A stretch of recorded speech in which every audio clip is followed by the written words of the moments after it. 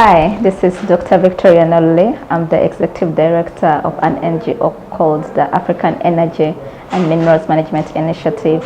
I'm also the CEO of Nalule Energy and Minerals Consultancy, and we do lots of work with respect to oil, gas, renewables, and also mining.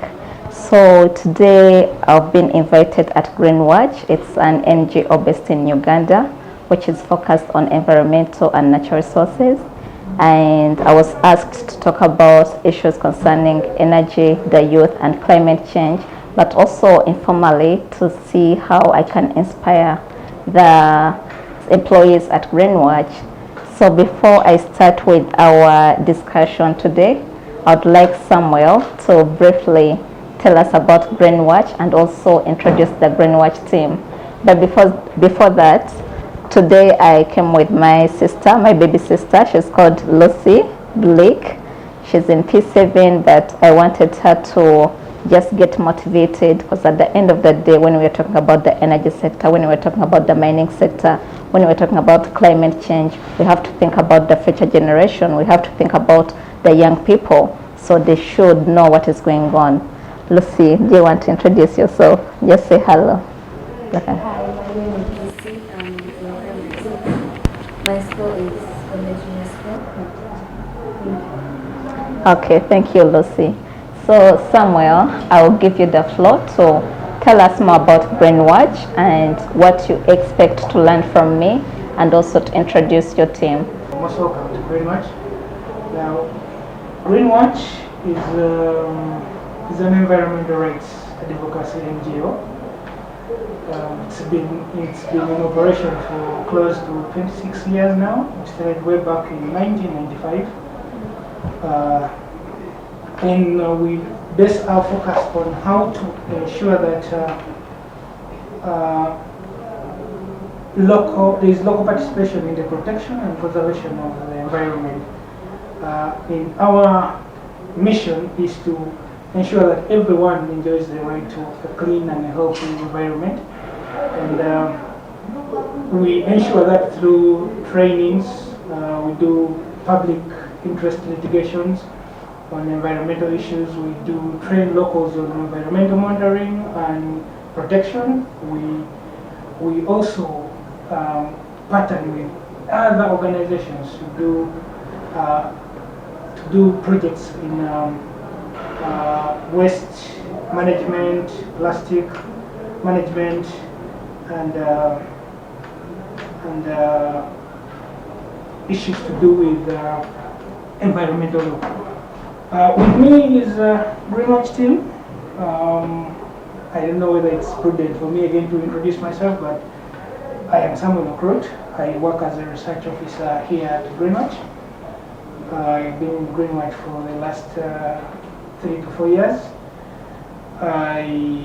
My background is conservation biology. That's my first degree from Makerere. I'm currently doing a master's in climate change and disaster management. I think with that, that's the preamble I can give for myself.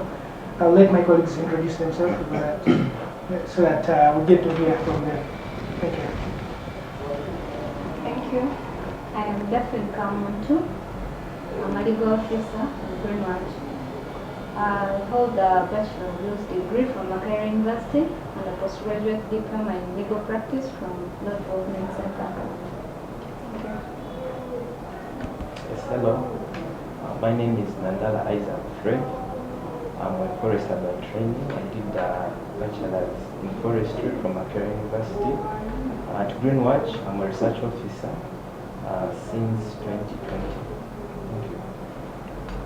Hello, my name is Princess Ayabare. I'm a communications officer at Greenwatch. I have been in the communication field for around 3 years now, and I'm currently I've been working at Greenwatch for 5 months, so I'm new, and I'm looking forward to learn more and new things. All right.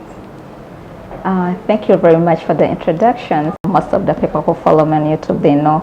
But this is the current one, which is focused on energy transitions and the future of the African energy sector, where we're looking at the law, policy and governance, and it has contributions from different African experts, African and non-African, who are experts in the energy sector.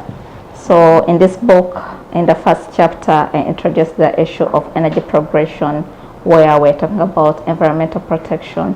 How can we sustainably utilize our oil and gas resources? Because I know Greenwatch is in Uganda, and I'm also currently in Uganda.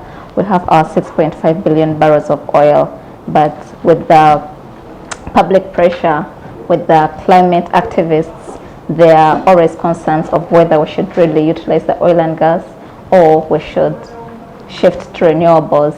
But before we even start on the issue of climate change and also environmental protection and the energy sector, I also note my other book. This was my first book on energy poverty and access challenges in sub-Saharan Africa, where I look at the role of regionalism. For people who barely understand the energy sector, when we're talking about energy poverty, we're looking at people who have no access to modern energy. Because here we are seeing the lights, we're seeing the electricity, but we all have our villages in rural areas. So people who have no access to electricity, people who are using firewood for cooking, that has environmental impacts. It's also associated with climate change, but also the indoor air pollution from relying on traditional energy. So traditional energy, it's more of the firewood for cooking, candles for lighting, that is traditional energy, and the indoor air pollution has various health impacts. So the issue of energy poverty, surprisingly or unfortunately, it's rampant in different developing countries, especially in Africa. So Greenwatch, it's an environmental NGO. So we need to strike a balance. How can we protect the environment, but at the same time, how can we ensure that we have access to modern energy, which is reliable, sustainable, and also, those are the main things, affordable. Because you might have access to electricity, but most people can't afford it. They cannot pay for it. You can have access to electricity, but it's not reliable. At the end of the day, maybe after 3 hours, you have blackouts. So that's the issue of energy poverty. And just a background before even going to the discussion. Your NGO is doing a very good job, but you also have to widen your scope with respect to natural resources, especially the energy sector. Uganda and other African countries, we are moving towards industrialization. We're moving towards urbanization. The population growth is expected to escalate. With all those anticipations, with population growth, industrialization, urbanization, people will need more energy.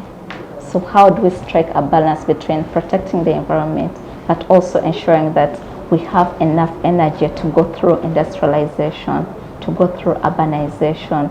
Because you will agree with me, can we have industries that are not using modern energy, that are just going to use candles? Have you seen any company or factory where people are using firewood? Then in this COVID-19 pandemic, it has taught us the crucial role of energy. In hospitals, if you don't have access to electricity, can people really survive? So these issues, you realize that as the youth, we need to know the challenges we face in the country. Then you relate it, you find the nexus between Greenwatch and its activities and the general challenges we face in Uganda, but you also have to widen your scope, because you realize that these challenges, they're not only prone to one country. You see what we are facing here, it's what they're facing in Kenya, it's what is happening in Namibia, in Malawi, and it's what is happening in Latin America and other Asian countries that are still developing. So as you're working, as you are moving towards achieving your goals, personal goals, but also the organization goals, you also have to have space for expanding your knowledge, but also looking for opportunities so that you are not only limited to Uganda. because the same solutions you use here, they can be used to tackle the challenges in other countries. So that is basically the essence of this book, because I talk about the role of regionalism, and by regionalism it's how can countries come up together and find common solutions to tackle the common challenges they face. So I didn't tell you about my profession background, but I'll tell you about my profession background so that you realize how my writings to date have been focused internationally.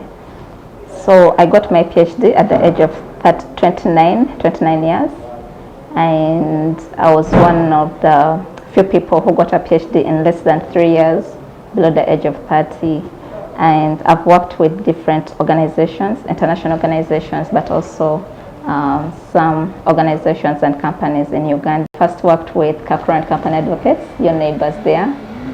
Yeah, from the time when I was in S6, my S6 location, I was used to come and work as an intern. Then after LDC, I still came and worked with Kakura. Then moving forward, I worked with the Energy Charter Secretariat that is based in Brussels, in Belgium, and it's one of the few organizations, actually it's the only organizations that is, international organization that is focused on the energy sector, oil and gas sector, and it has more than 53 member countries, European countries, countries from Latin America, and a few African countries. So from Belgium, that's where I realized that we have issues in Africa, and that inspired my first book, because I'm a lawyer by background. I went through LDC, I went to do my master's in Dundee, University of Dundee. Then after my master's, I went to Belgium to work as an intern, and then I was inspired, realizing the challenges we are facing in Uganda, but also realizing that these challenges were not only focused to Uganda. The other African countries and other developing countries are facing the same challenges. So my PhD thesis was focused on the role of regionalism, regional cooperation. How can we come together as countries to tackle the common energy challenges we face?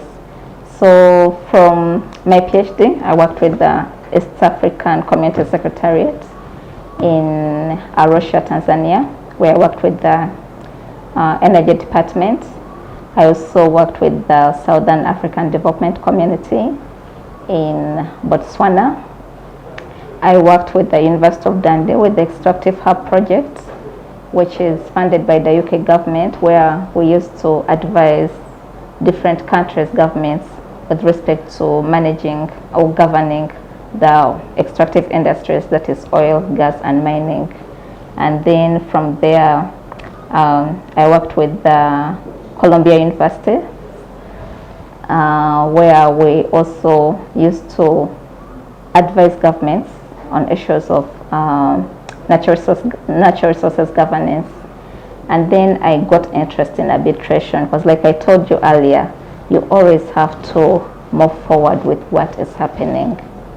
So I realized in most cases, most African countries, when you look at the energy disputes globally, we contribute a lot, but you will never see lots of African arbitrators.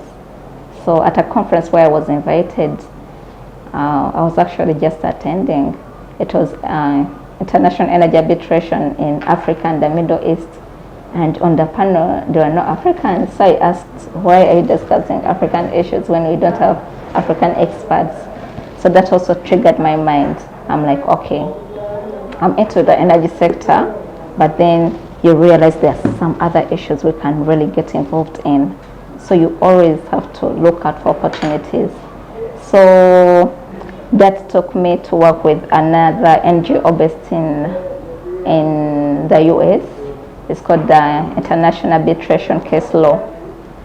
And then recently, I was appointed as an energy arbitrator at the Energy Disputes Arbitration Center, which is based in Turkey. So I'm giving you this background for you not to feel so comfortable where you are. Expand the knowledge.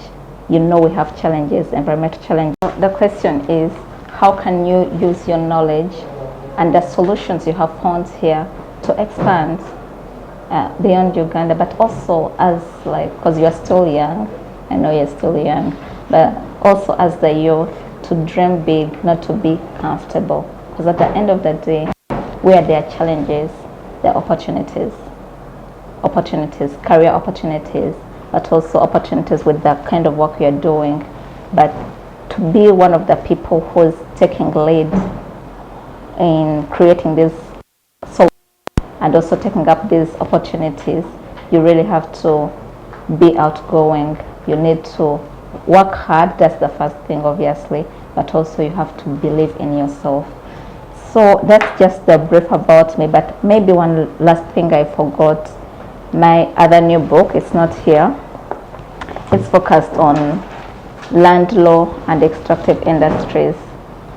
And now the inspiration behind that book is because during the Bamgemerere Land Commission Committee, you remember it? I was invited as an expert witness for the energy sector, energy and mining, to talk about land access and extractives. Then going through the committee, looking at the works of the tribunal and also following up the cases, I realized as African countries we have issues when it comes to land access, land justice. And if you add that on the various resources we have, the minerals we have, the energy resources we have, because energy is not just oil and gas, it's also renewables, solar, wind. The issue of land is everywhere, because these projects can't be successful without access to land. And the injustices that are involved when you're acquiring that land, besides the injustices, because with injustices we're talking about the lack of compensation or little compensation for people who are in those places, mineral rich resources, but then they take their land with little or no compensation. So that's a land injustice. But besides that, now I'll bring in the issue where Greenwatch comes in. The negative impacts associated with the extractive industries on land, they are massive, and those are environmental issues. I'll give the example of Nigeria. You've heard of the Niger Delta region. You've heard of the oil spills there. That is environmental, but it's also tackling land. What are the fishermen going to do? What about the people? I know somewhere was telling us he's from a hunting community. With all this pollution, it's affecting the fishermen, it's affecting the farmers, it's also affecting people who are involved in hunting. So there's an issue of land access, land injustices, but there's also an issue of climate justice, environmental degradation. Now that is just in the first stages of getting involved in these activities, the oil, gas, mining. But then what about the last phase, when they have already exploited the resources, when they have already exploited the minerals? In Uganda, after they have a YouTube channel where I do documentaries, but I also went to some of the mining communities, and I'm sure you are aware of issues of mining closure, the pits that are left unattended to after mining has taken place. That's an environmental issue. It's a land issue, because remember that land initially, it was used by farmers to grow crops, or some are involved in fishing, just agriculture generally, because we know most of the mining activities, the oil and gas activities, they're taking place in rural areas. So when you look at those challenges, your mind has to be like, oh, how can I contribute as a person? How can I contribute as a lawyer? How can I contribute as an African woman? How can I contribute? So that's basically some of the short analysis of my professional life and what really inspires me to take the next step. Because now, besides the land book, the other project I'm working on, it's also a book project, but it has contributions from over 50 experts from different countries. Because for me, I refused to just focus on Uganda when other people can still benefit from your knowledge, benefit from your expertise, and you're basically using the same solutions. So the book is focused on international arbitration in the African energy and mining sectors, and we want to tackle the arbitration injustices. Why is it that there are few Africans who are arbitrators, who are seated in those huge international panels when we have the experts? So Samantha actually asked me specifically to look at the issue of motivating you to look beyond Uganda and always go for something that is outside your comfort zone. So that's why I've given you the brief background, but now I'd like to give you the opportunity to ask questions on any issues, because I'm focused on energy, mining, climate change, and also we can brainstorm on some of the key issues you think that are important, that you would be interested in, I'll start with you, Daphne. Yes, me. Basically, thank you for about the message you shared with us. I like the fact that you like writing. I also love writing, and for the time that I've been here doing much. I've written so much posts like climate change. I also co-authored with some colleague of mine who is not here a community guide on the impact of the East African crude oil pipeline in Chotea and Rakai. But I would like to know from you how, because when I look at that book, I was looking at that video. How, because the articles I'm writing are small, like I read, like 3 pages. I just want to know how your journey was to start from. I don't know if it also started from scratch, those small writing, and then you got that far. How was it? What inspired you, and what is it that helped you get that? So I started with newspaper articles, but also with the master's degree, it helped me to look into the issue. And the basis of a PhD, it's about writing, the doctorate. Most people go forward with it, others they might have the doctorate and they never really move forward with writing. But all I can say, how you can take your journey forward is being passionate, because you don't need to be vague.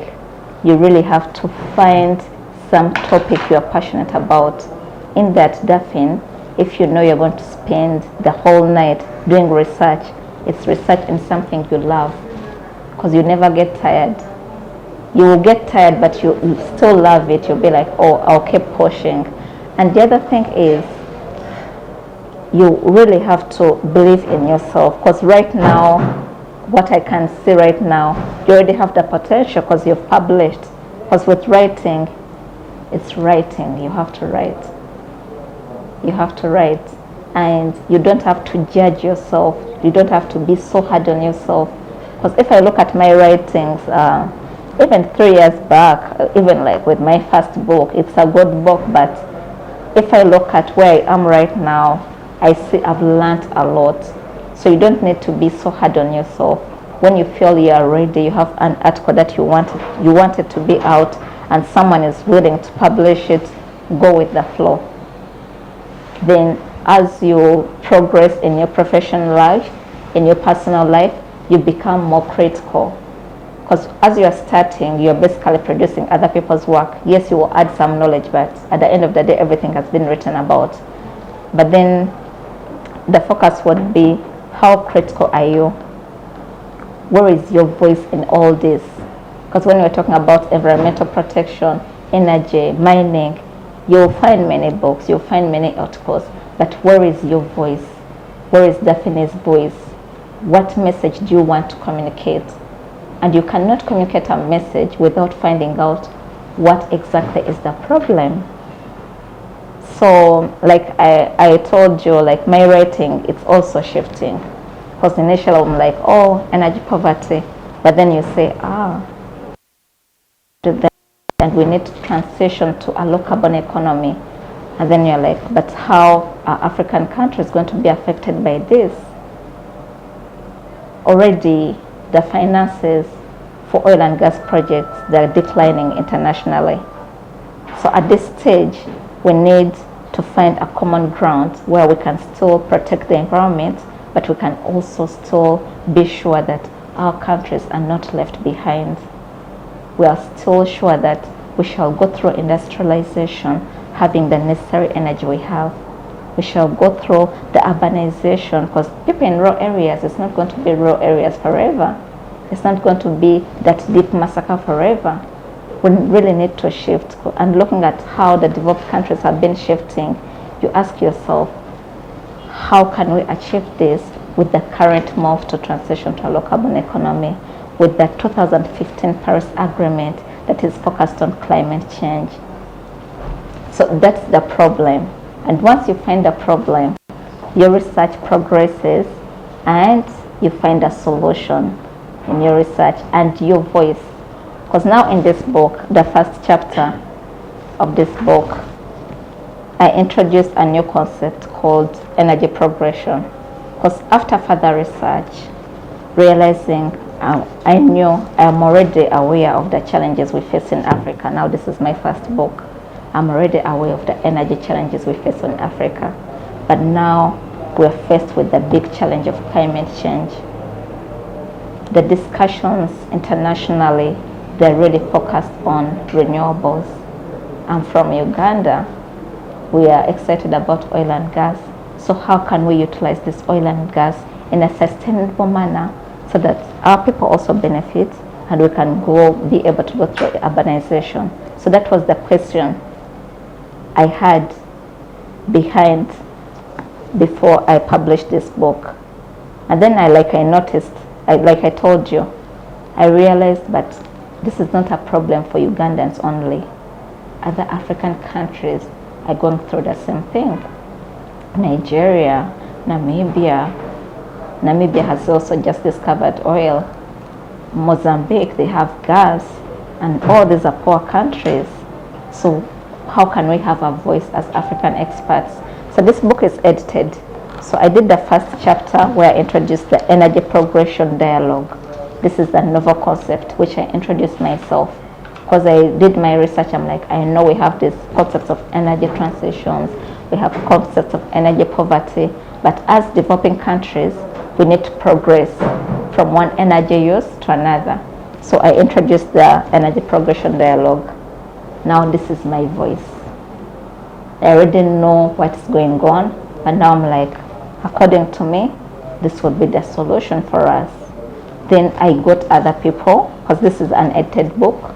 I got other experts from Tanzania, Kenya, Nigeria, and we're like, let's all put our voice in one book and let our people read, so that at the end of the day, we are not just being bombarded by literature from someone else's perspective of Uganda, yet you have a Ugandan. Someone else's perspective of Nigeria, yet you have Nigerians who can give their perspective. So in summary, as you're progressing, look for a problem, but get a sector that really inspires you, that you're passionate about. Then behind every article you write, you'll be like, what is the problem and what solution am I suggesting? So that's it. I hope I've answered your question. Articles that we write here, they are often posted on our social media pages, blogs, website. So how did you reach the level of newspapers? Did you just write like your first article and it was published, or you also went through the stages? I went through the stages. But also build your personal brand. Because right now I never really voluntarily give out articles. They ask me, can you write on this, can you write on this? But you need to build your brand. How do you build your brand? you're on social media, right? How do you use your social media? I post about current stuff that is happening. Yeah, really early enough, because initially I wanted to be into criminal law, international criminal law, but then I went shifted to energy, and then I fell in love with energy. Then I started building my brand around the energy sector. So if you look at my social media for a long time now, you would know if you want something to do about energy. You'll find it on Victoria's Facebook, Victoria's LinkedIn, and YouTube channel. And then you tell your friends. Because definitely, if I don't know that you're passionate about environmental law, how will I tell someone else, oh, there's a colleague of mine, a friend of mine, who can actually write an article? So even the social, those articles you're writing right now, write, but share with your audience, share with your friends. So that is about building your brand as Defin Hope, Defin known in this sector and this sector, energy lawyer, environmental lawyer. You get one aspect that you're passionate about, then you stick to it, and you build your brand around there. Yes. But I'll try to sum up them and summarize and see if we can fit within the time we have. Your career path intrigues me. I mean, I can't help to get a PhD at 29. That's in Ugandan context, that is just a bit ridiculous. But wow, that's beautiful. Thank you. I wish I could emulate that, but I'm already past the age of 29. So many things intrigue me in the energy sector, and I have particular interest of how energy links to environmental issues. I like the fact that energy is in the nexus of climate.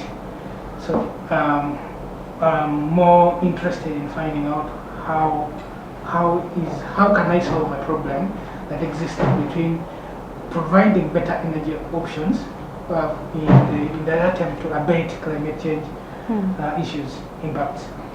But many times when I think about that, what comes into mind is how do you strike a balance between developmental issues and environmental protection? Because many a times we are taken up by, I would say, geopolitical interferences. The aim of the government is to make sure they alleviate the population to a better, maybe better standard of living. But in the sense of trying to achieve development, you are also affecting the environment. I would say, for example, now that Uganda, for example, is headed towards the production of oil. Yes, at the back of our mind, we know oil is a resource, and it's bound to help us move as a country.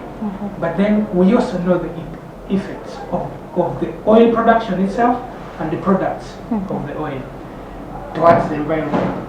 We are looking at a sustainable, a healthy environment in the future, but we are also looking at, we are hoping to do it at a detrimental level of development.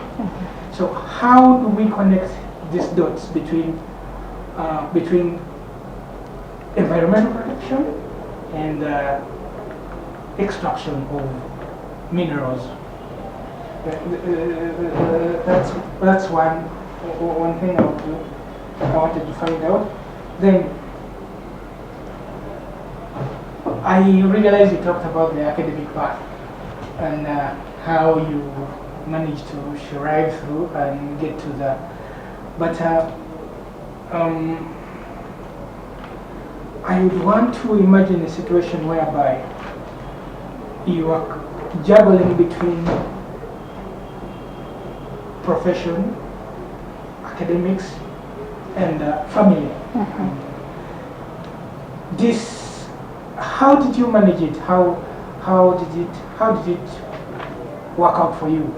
How were you able to handle this I am not sure of the third one, but I'll stick on the second. On the first two, that's profession and I mean, what enabled you to get to the platform. I want to copy notes from what you just said to Daphne, that move with what passionates you. Move with that you like. Interestingly, in science, I don't know, maybe in the arts it does not perform well, but in science, as you still acquaint yourself with something interesting, something else comes up, and you feel like, okay, I think I need to drift away from this to this. In essence, I'm trying to derive a question that how is it for you to shift between careers? Yes. For now, that's what I answer to. Okay, thank you. Environmental protection and also the energy sector. Now, the issue of climate change and environmental protection is a very important issue. We are all aware of the 2015 Paris Agreement. We're aware of the environmental laws in Uganda. And the solution in this, you'll find that in most cases, when we're talking about the mining sector, the oil and gas sector, we already have adequate laws to protect the environment. But the issue in most developing countries, it's about implementation. Because if we could genuinely implement the various guidelines, environmental guidelines, and also the various laws that are focused on protecting the environment, then obviously would suffer some negative impacts, environmental impacts from the oil, gas, and mining resources, but they wouldn't be too much as they are right now. I'll give the example of some developed countries like the UK with their North Sea, Norway, we're looking at the US. All those are resource-rich countries.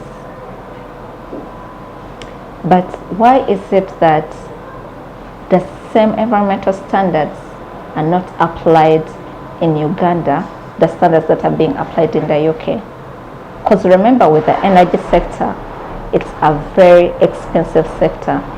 Energy investments are very expensive ventures requiring various multinational energy companies to come in as investors. So if you have an investor, like, just giving an example, like Total, Talo, Sinok, that are operating in these countries, following the environmental standards and the environmental laws in those countries, implementing them, but they will not follow the same laws here. Why would you have a mining company, an international mining company, taking the resources? We have gold in Mubende. I've done a documentary on gold mining in Mubende. Taking the resources and leaving the mines just open without carrying out rehabilitation. And yet when you look at the mining laws of Uganda, for a country before you're even being granted a mining license, you should have a mining closure plan. You look at our oil laws, you should, implying that at the end of the day, when the resources have been exhausted, you'll be able to go through mine rehabilitation, put the land back where you found it. So we have the laws, but the issue is with implementation. And until when us as citizens, Greenwatch, where you can actually watch and see that how they are they respecting our laws, environmental laws, then those problems, environmental challenges they will be there, but they will be minimal.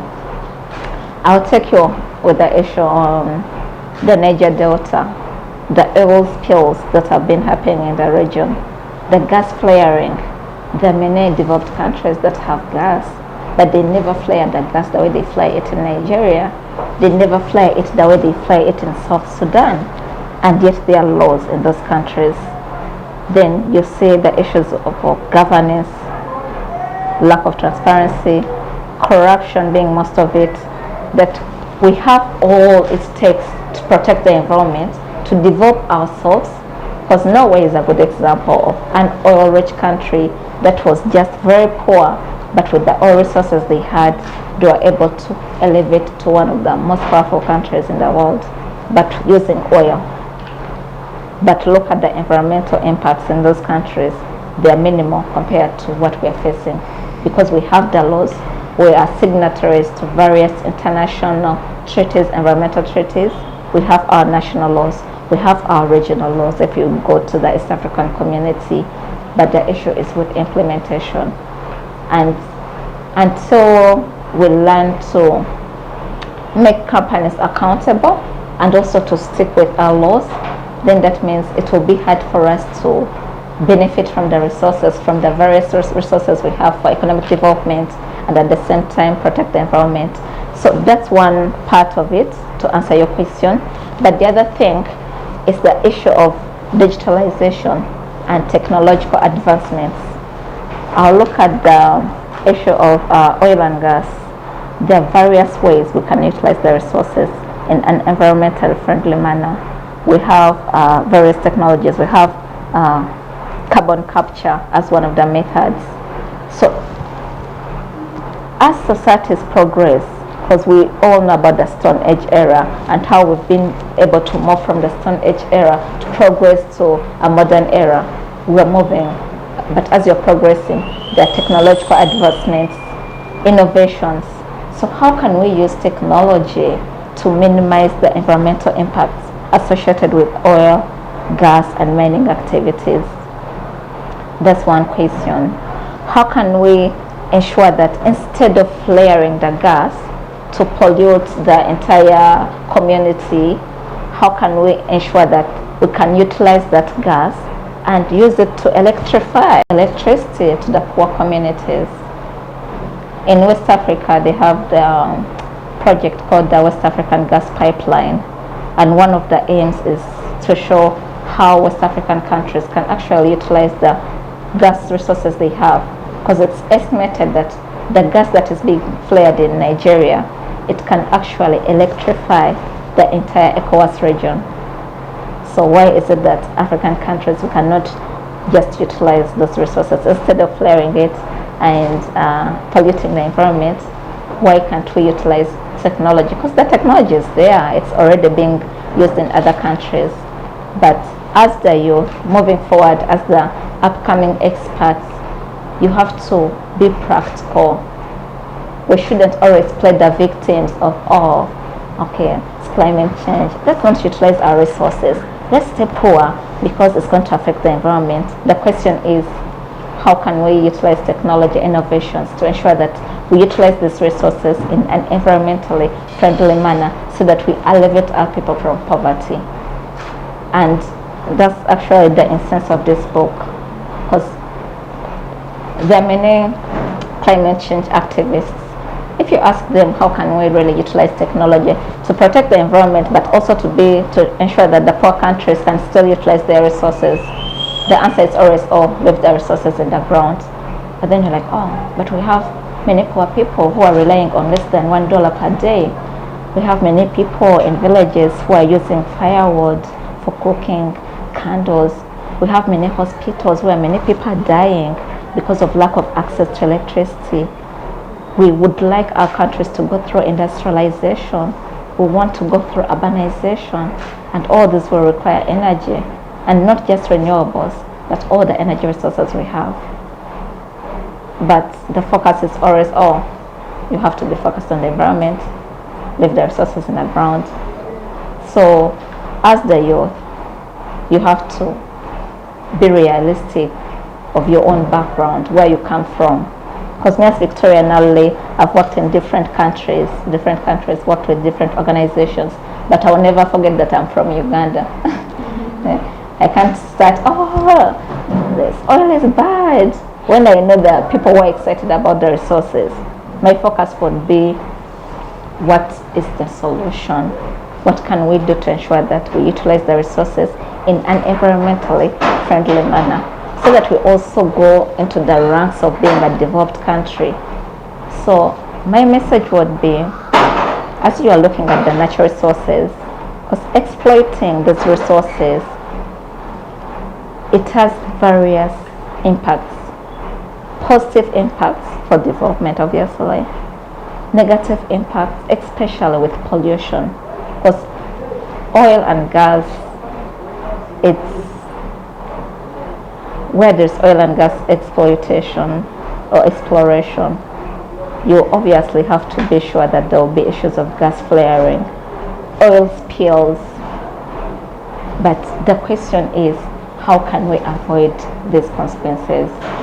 Because we already have the laws, but the issue is about implementation and making sure that everyone is accountable, the government is accountable, and I think that's where Greenwatch is playing a big role, because it's a non-government organization, so you can ensure that the government is accountable, but also the companies, international oil companies, international mining companies, they're also accountable. Then you move on the issue of a resource curse. I'd like to discuss it right now. Like when I was in Mobende, it was, I think in 2017, you've seen my videos. It's really heartbreaking that some of the regions that have the minerals, they are less developed. So what would the question be? How can we ensure that those regions are developed? You are aware of issues of corporate social responsibility, a social license to operate. How can communities demand for development in those regions? Because other countries, they've done it.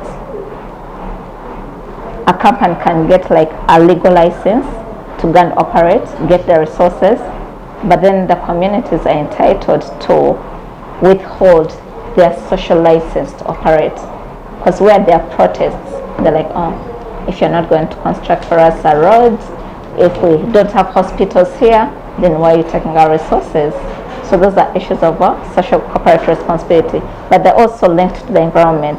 Because like I mentioned, most of the areas where these operations take place, they're in rural areas, and 80% of people in rural areas, they rely on agriculture. So the impacts of these resources on the land directly affects the environment. So in summary, that's how I would summarize the nexus between climate change, energy, let's just say natural resources, and also environmental protection. We have to find the middle ground where we can protect the environment. Let's utilize the various technologies and innovations, carbon capture and all the other ways to ensure that we protect the environment, but also we utilize the resources. Then on your second question, how to balance academia and my professional life. So professionally, I'm a lawyer, and you'll see in my writings, I stick to the law. And now that I'm involved in arbitration, international arbitration, it's still part of the law. But then you also, I think I'm in the middle, because I also run an NGO. It's called the African Energy and Minerals Management Initiative, and I have my consulting firm, but I also do visiting lectures. I work with UCU, another university in Nigeria. I've worked with UK universities like the Queen Mary University of London. But I found my passion in energy, in natural resources, energy and mining. That's where I stopped. But then I realized with academia, it's more about writing and maybe teaching. So in my free time, now like today we actually have a lecture like at 6. I work with the Kampala Petroleum Institute, where through my consulting firm, because I know we have the expertise, me and my team, we have the expertise in energy and mining. So now I reach out to different universities. I partner with one university per country and be like, oh, we can design for you these short courses. Then we'll deliver the courses and we can collaborate on a few things. So it's all about, you have to try everything somewhere. That's all I would say. that you have to first get the sector that really, really interests you, and then you find ways of connecting it to the different activities you're doing. And maybe the other thing that is really important is once you find something that you're passionate about, you will invest a lot, but in the first years, you will not see the benefits. You'll be the broke doctor because you're investing a lot. People know about you, but all those are just investments to build your brand. So if you are willing to do something, to invest in something without getting the first 5 years, then you know that is something you're passionate about. It's the same thing with my NGO, because it has been self-funded. I've been trying to learn more about the sector. I don't want to be the kind of person running an NGO where I'm just taking money and I don't know what I'm doing. So it has been like an experience for me to learn more about the sector, see where my strengths are. And then I realized, oh, I have many like followers from other African countries. So I expanded the NGO. I'm like, oh, it's not going to be focused on Uganda. So on the board, you'll see people from Namibia, South Africa, Kenya, Tanzania. Because now I'm like, I want to be African focused because I'm learning and I'm investing in it. So you find something you're passionate about, invest. By investments, it's not only money, but also your time. But obviously with money, you have to invest the money, but mostly your time. And then you find the link, because there is always a link. Now, like with the work you do here, it cuts across all the other sectors, but we just need to find out where do you exactly want to stick. As a person, leave alone the campaign objectives, but as a person, where would you want to stand out? They'll be like, oh, climate and maybe natural resources, climate and maybe this. Someone is the person for that. You think about environmental justice, Daphne is the person for that. So as you're working for the organization, you also have to think about your personal goals. Where do you want to be in the next 5 years? In which sector do you want to be into? Oh, this is my thing. Then you move towards that. Because law, definitely you're a lawyer, I'm a lawyer. With no law, it's a wide thing. You can go into banking, family law. So if it's family law, be the family law lawyer. They'll be like, this person. Obviously, you'll be doing other things, but at least you've built your brand in that. And if you're passionate about it, you can always find the links and be like, oh, I can do this, I can do this, I can do this. So that has been my personal journey so far. My first question was still about the same as Sam's in regard to your first career growth. Yeah? Mm-hmm. Yeah. By age 29, able to become a doctor, and throughout all that period till age 29, you're also able to work with so many farms. Yes. I should say I didn't clearly get the methods you used to balance school and also work. By the fact that you're able to work in all these places. Okay. Yeah. Then, as youths in the era of climate change and the energy problem, I personally believe that natural resources and, of course, with regard to the environment, they are highly treasured by everyone because that's where the earth's wealth is. We're talking about the issue of Mobende, why the locals tend to not really benefit. Actually, sometimes they get worse than they were before. How would you advise an ordinary youth in Uganda in the era of climate change and all these and the energy crisis to make it an ordinary youth? I mean, one who has gotten basic education.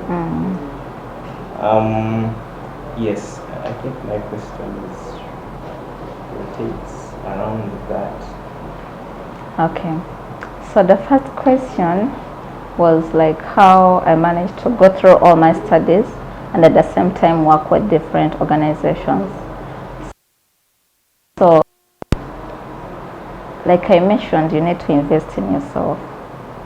And by investment, it's not just money. Waitress. I worked in a hotel as a room attendant where you have to clean up leather beds. I've worked in shopping malls. So you have to be realistic of your own circumstances. Because studying in the UK, it's a very expensive thing.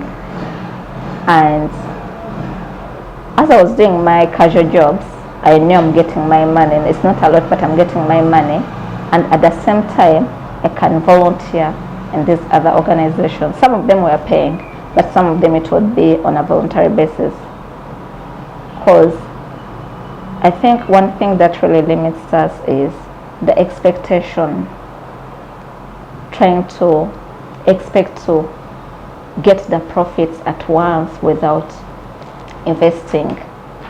There are always means where you can do the investments in the sector you want, but then you do the casual job. So I wasn't picky. I would go after my studies, maybe on the weekends, go do waitressing. Then in the evening, you can do room attendant, so that I know there's this money that's saved. And then I was also very aggressive. Internet, how do you use your internet? There are always opportunities. If it's a scholarship, be encouraged to try. Even if they reject it, it's okay. You go to the next one. If it's an internship, try. Don't limit yourself. Oh, I'm just from Uganda. I just have this knowledge. What am I going to do? What am I going to add? Just put yourself out there. Do what you have to do at that time and let God do the rest. Let destiny do the rest. Let the employer do the rest. So how I got the job at the Energy Charter Secretariat, that time I was a master's student and they basically wanted PhD students. So they took the PhD students, but I wrote to the employer, told them, please, just take me. You don't need to pay me. Let me just come to Belgium, do the internship. I'll be doing my casual jobs. You don't need to pay me. And actually the gentleman is called, he was called Dennis. He's a German, no, he's from Netherlands, who was into administration at that time in Belgium. He's like, oh, we've never seen someone who's so passionate like this.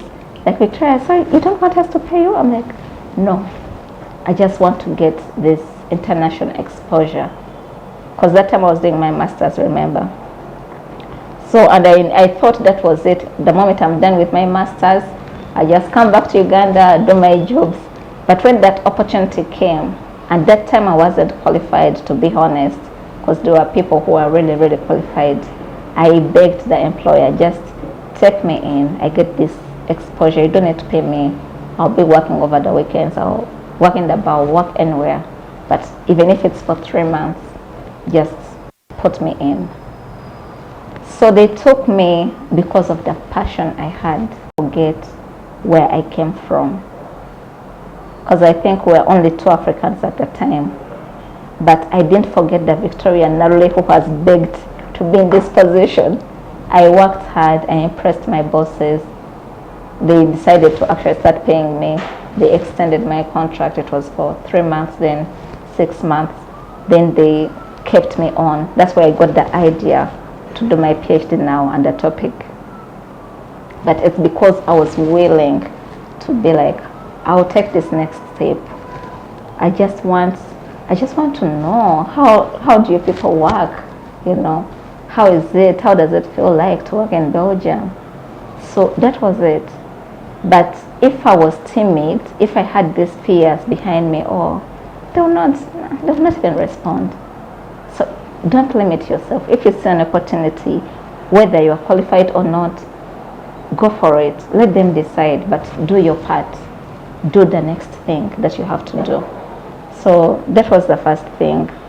I've always been bold in my career moves, professional moves. Even if something I know I can't do it, I'm like, okay, I'll learn.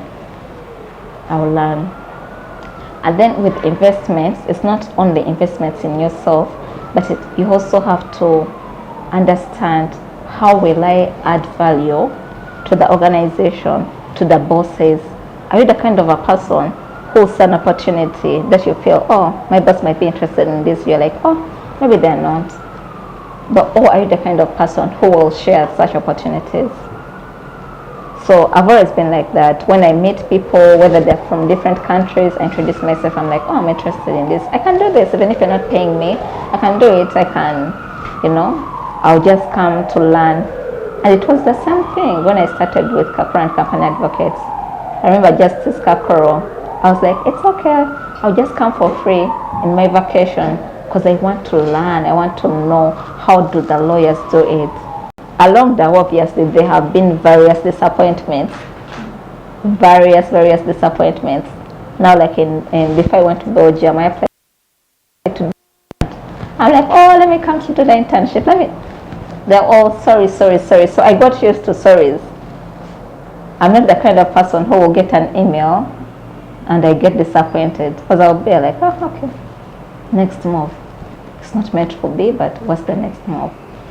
So wherever you are in life, you don't need to have a PhD to make an influence. You don't need to have a master's degree to make an influence. We have people who have made it even with minimal education. People who are just intelligent, knowledgeable. They are wise. They're innovative. They have gotten into these biomass projects. They're the ones running the companies in rural areas. So wherever you are and you see an opportunity, go for it, try. Because I think as a youth, you have to try different things until when something works out and be like, okay, this is my area. I will stick to this. So I would shift, but it will be in the energy sector because I want it to be focused. But it's all about being flexible and also taking chances. Don't limit yourself. Definitely, if you send an email where you can send your articles in the new vision, don't be like, oh, let me wait for them to invite me. Just send. Whether they respond or not, who cares? Like, just do the next thing. Send and move forward and always take the first step. Yeah. What was the second question? Hey, the second question is, okay, if I look at an ordinary then it's climate change, then the energy problem. Okay, you said in Africa, most of these communities are actually poor. Okay, me personally, I believe it's really like politics in the politics of natural resources. That much as the law is clear, the laws are very clear that should have different mechanisms of benefiting from the revenue collected from these resources. These are really rarely implemented, and this affects the common use or even in Kampala. That's true. Yeah. So my question is, how would you guide an ordinary youth to practically benefit from this energy gap or energy problem in the country, and also issues dealing with climate change? First things first, know your local leaders, because they're always involved in these negotiations. Maybe sometimes some of them are corrupt, but I know some youths who have benefited from these funds from companies where they get scholarships. So how do you position yourself? What do you want? Do you want a job? Do you have the necessary qualifications, expertise, or do you want to go for further education? How can you go through your local leaders to ensure that the money they put aside can actually be used to educate some of the youth in those areas? And also currently, I'm sure you've heard of the local content policies, where countries are now focused on ensuring that the local people benefit from the resources, not just benefit, but also get employment. Their service companies are also involved in the process. So which opportunities are there? Is there an employment that you can be involved in? If it's there, what are the qualifications? How can you get those qualifications? because you have to be proactive. Because at the end of the day, you're not going to just say, I come from Bobende, I should benefit. How prepared are you to benefit? So they should do their research, find the gap. Okay, they've said local content, maybe 20% of the people should be from this region, but am I qualified enough to actually be accepted? If not, what should I do to work on myself, to better myself, so that when the opportunity comes up, I can take it up? So that will be my solution. Ask the youth to always be prepared, but also be vigilant. Talk to the local leaders, because they always have the information, they're always involved, and see what opportunities are there and how you can be involved. What's your experience when it comes to arbitration in the oil and gas sector in the African context? I mean, we have governments, then we have investors. I don't know if you can maybe try to enlighten on that on the side of African governments and investors who come and put their money here, as opposed to arbitration in Europe.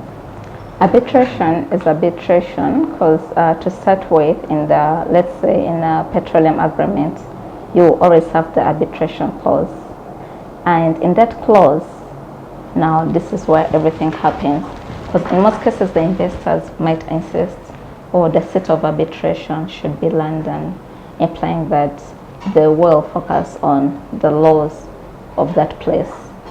But what is happening right now, we're moving towards the Africanization of international arbitration, because like I mentioned earlier, you will see that most of the cases, they leave the continent and they go to some international arbitration centers in London, in New York. So we've had instances where African countries are also setting up their own international arbitration centers. We have one in Rwanda, there's one they're working on in East Africa. So as an African, or what I would advise the government is to ensure that they negotiate each clause of the contract effectively, so that we have a level playing field. It's not that all the cases that have to arise from Uganda, they have to be taken in London, where it will be hard to even get an African arbitrator.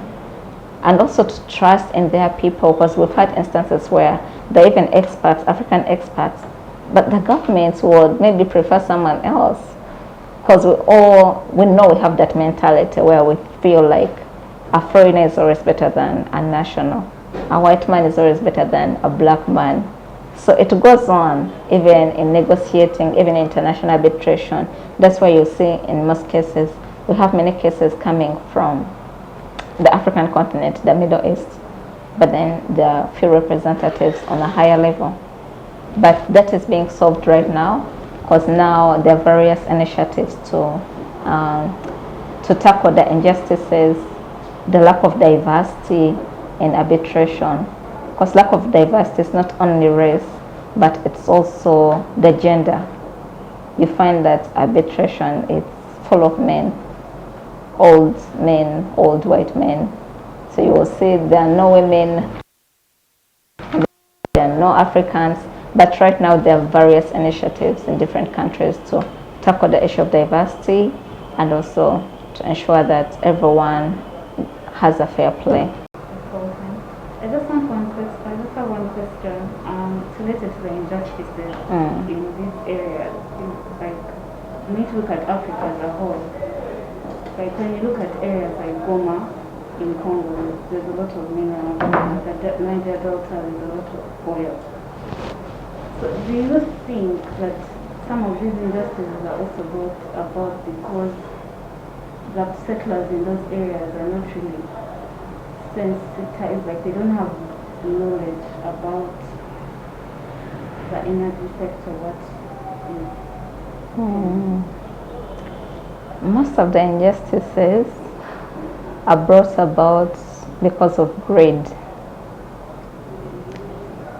Because in most mining communities, some people are illiterate. Majority.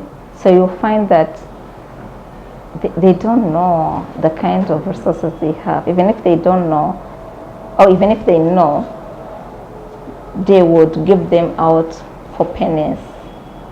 So there is lack of sensitization, and that would be the duty of the government. But in most cases, you find that at the same time, it's just a few government officials who would connive with these mining companies, oil companies, to ensure that they take the resources for pennies. So we've had that hypocrisy on the continent, whereby the resources would only benefit a handful of people, a few people. So even if the laws are there, as long as those people are in power, as long as they have control, they'll just get the money. They'll issue out licenses. I'll give an example. I don't want to speak without giving examples. Now, like when I appeared before the Commission of Inquiry into Land Matters, the one for Justice Bamgemerere, one of the issues that was raised is the issuance of licenses to companies that were never qualified. So you find that a company has been with a license for maybe 3 years, but it's not operating. That was one of the issues. I even wrote about it. But the law is very clear. So I think this will mark the end of our session, unless if there are more questions, but not very many. So what do you think should be the way forward? What is your role as an individual? How can you aim higher, and how can you contribute to finding the solutions to the various challenges we face, both in the environmental sector, maybe if you're interested in natural resources, that's okay, or in your other area of expertise. So based on our discussion today, what have you learned, and what is your way forward? How will you see things differently? I'll start with Samuel. Maybe I would start by saying first, thank you so much for the information you've given today. To me, I've picked so many things, but I'll put emphasis on what has caught me and what I think I can do.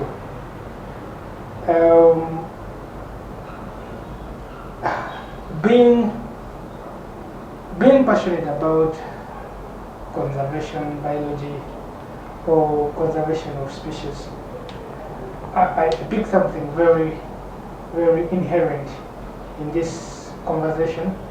I would say I have been passionate, but I think I've been taking it a bit lightly, and what I've been doing is not in any way impacting the society, I would say. But I pick a leaf from this. I would say I pick energy from this to say that moving from here onwards, first I have to invest in what I love, in terms of time, resources, into what I love. Then if I am able to find out the solution there, make the community know that this is the available solution for a given problem, rejuvenating a given species, I would say, yes, this is how we can do it, and this is how it impacts the society. I pick a lot of energy from this because many times when we write something, we don't follow it up. I have colleagues, maybe not within Greenwatch, but from other organizations, that send me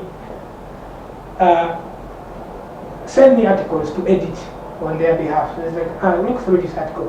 It's concerning about ecosystems and climate change. You look through it, and I know I would just do it, but I would be writing something that I don't implement. But from this, it makes it more proactive for me to get out there and put out the real message that I want. So so that at the end of the day we achieve the main goal, which is to be conservation biology, conservation of species. Thank you. Unlearn and learn and relearn.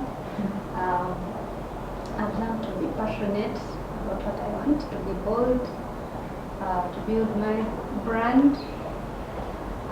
Personally, I've even been motivated to think about going for my master's because I was comfortable with my bachelor's and postgraduate, but from your talk and what I've seen, what you've achieved and what you've done, I've been inspired to be further.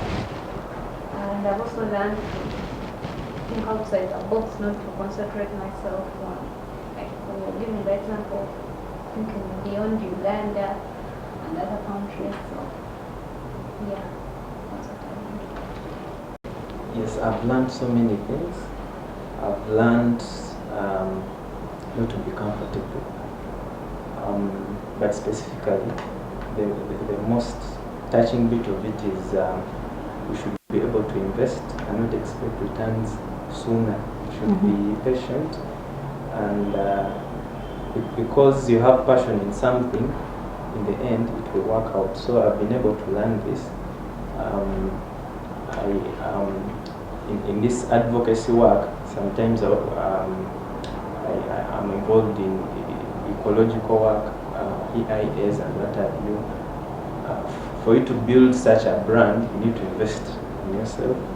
You need to let people know what you're doing. And also, I've also learned to make friends. If you're able to come here and take that initiative of sharing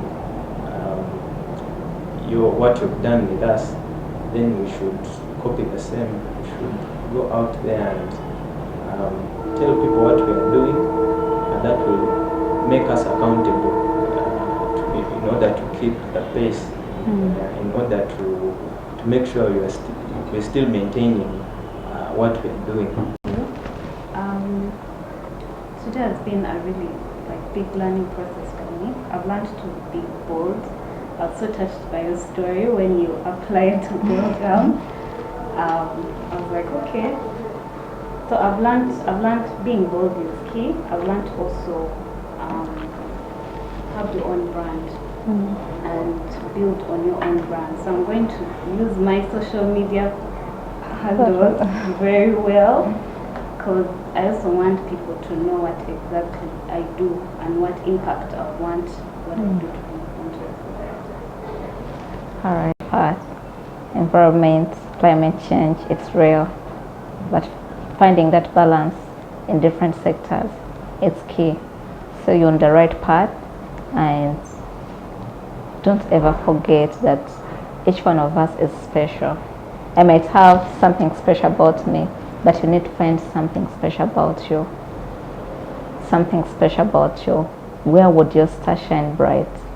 And the moment you find that sector, it can be a sector, it can be a service, focus on it and use that opportunity to influence other people. Because obviously, the various people who look at you, even just being here at Greenwatch, will be like, oh, she's lucky.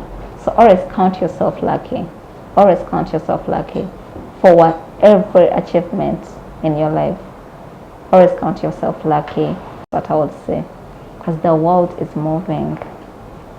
Don't sit there and be like, oh, definitely I'm competing with Samuel. I have to be the best at Greenwatch. What about other people? So widen your scope.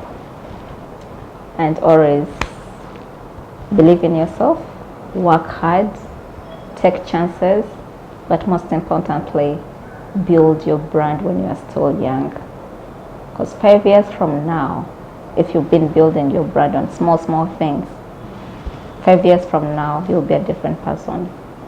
That's what I would say. So this marks the end of our discussion. Thank you very much. I've been so privileged to be here, to talk to you. And also, I'm leaving my books here. Towards Samantha, obviously they are for paying, because you also have to think about business. So I'll send my invoice, but that's it. I hope you get inspired. I'll be sending various books I've authored various books, only that I just had those copies right now. And that's it. That marks the end of our session.